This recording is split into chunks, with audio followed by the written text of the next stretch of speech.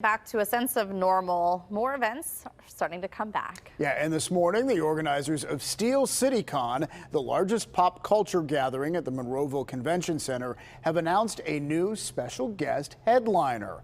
Hollywood. This Friday morning a year ago was the last time many people saw their offices. The coronavirus has changed so much. Yeah, all along, science has been racing to get us back to normal. And while we now have vaccines, the scientific work here in Pittsburgh is far from over. John Shumway has been looking into this. Welcome back to PTL. Yesterday marked 1 year since the World Health Organization declared COVID-19 a global pandemic. And tomorrow will mark 1 year since President Trump declared it a national emergency in the U.S. And since yesterday afternoon, we have been airing a series of stories here on KDKA looking at the various impacts of COVID-19 on the Pittsburgh area. And while the pandemic has been devastating for so many people, it's also brought out the good in so many people as well. Kim Gable shows us some of the uplifting stories in our local communities, including how so many people have reached out to help those who are struggling.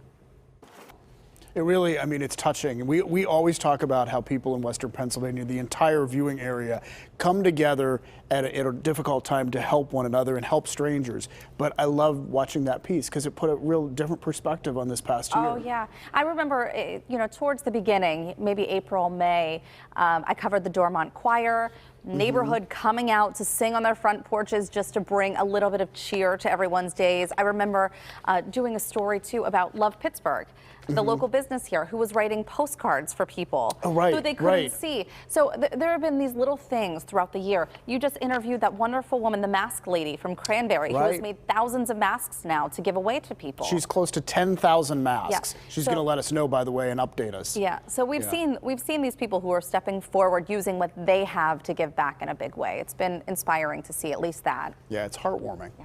All right, March 13th, 1993. Does that date ring a bell? If you were living in the Pittsburgh area, then you surely remember it. Yeah, tomorrow marks 28 years since the blizzard of '93 hit the area. It was my final year at Syracuse. And I remember that, of course, they also suffered through the blizzard of '93, but it was Syracuse. It snows every day, all the time. So we really, I'm not sure that we noticed a difference in Syracuse. Yeah, I was 9. I don't remember. You don't have any recollection? No, I remember, and we were talking about this in the newsroom. I remember because it was Halloween. And John Shumway says it was the 93 as well, where we had the snowfall, the blizzard on Halloween. On Halloween, yeah. That's what I remember. It was so much snow. So much snow. Yeah, so much snow. And, Bob Kudzma, who, of course, recently passed away, he would say that is one of the 2 major weather events in his entire career that he really thinks was one of the most important and, to talk about. Significant. Yeah, that's the word I'm searching for. Well, I feel like we got a lot of snow over the winter, but it wasn't, we got 6 inches here, a couple inches here, maybe half an inch here, but I know it all totaled up. I hope all of that is behind us now. I hope so too, because I'm thinking spring. We love a good story here on PTL, but do you know what we love even more? Yeah, a good story about 2 best friend Chihuahuas. It's true. Dogs are gonna go. They're gonna be adopted very soon. I will make my children be quiet so I can bring them home with me.